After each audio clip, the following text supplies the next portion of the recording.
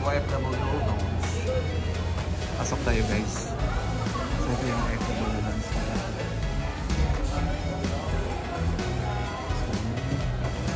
So, sailing area.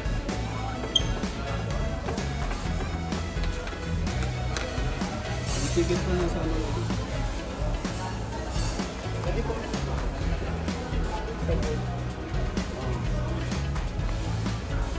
So meron din dito, makikita mo yung ano, departure.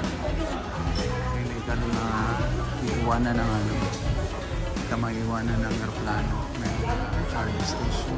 Yan. Saan ka daw? Bakit dyan ka? Ano? So ikutin muna natin to, medyo malaki-laki ng konti siya. Meron silang in-offer na soup.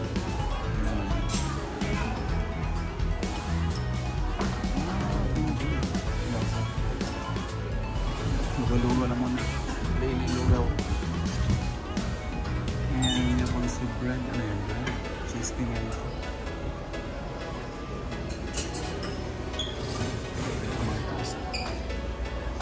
May photo cheese. Meron silang kumuha na si sir ng plate. So yun lang siya. Yung mga snacks.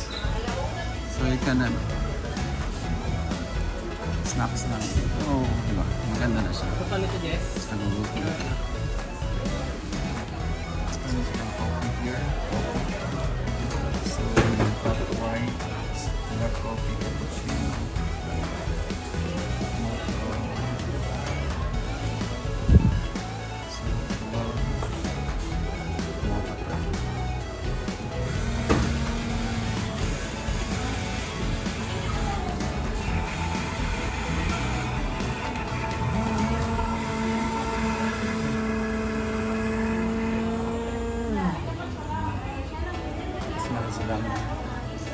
Pineapple juice, water,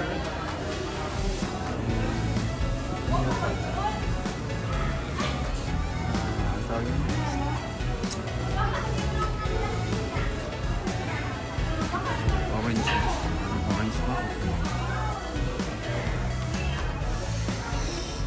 So finally guys, dito kami sa kumuha din ako ng lugaw. Nilay ng lugaw. Maganda ba yan? Ah, maganda. Masarap na ito eh. Sabi ni Kuya. Silit-silit kain.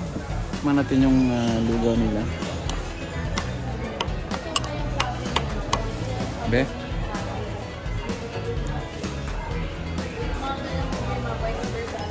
Sarap.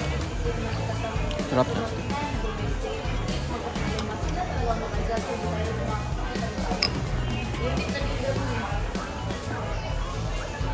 So guys, dito po ako ngayon sa sa OFW lounge.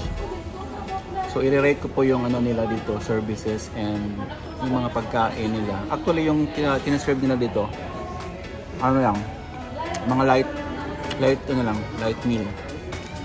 Tulad ng bread, itong congee, then mga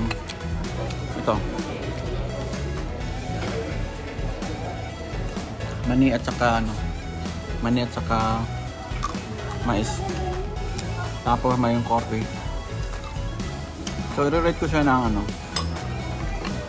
dahil may mani at saka mais. I-rate ko siya ng 9.2. 9.2 out of 10. Hindi pa ginawang 10. Hindi pa ginawang 10. Okay lang yan. Because may room for improvement. Yan yun eh. So actually yung ambience na okay naman so far. Saka marami siyang mga upuan. Ito. Siguro hindi alam ng mga ibang OFW na meron dito, or di ko lang alam mga busy siguro kasi kunti lang tao dito eh. Actually sa labas marami na nakapila doon, so, or yung iba baka nagmamadali sa flight nila kaya wala nang time pumunta dito. But actually first time ko din nakapunta dito. Alam ba ito siya nag-open? Hindi ko alam eh. Check natin sa check natin sa Google. But anyway, so far open naman siya. Thank you. And Thanks for watching. Bye-bye.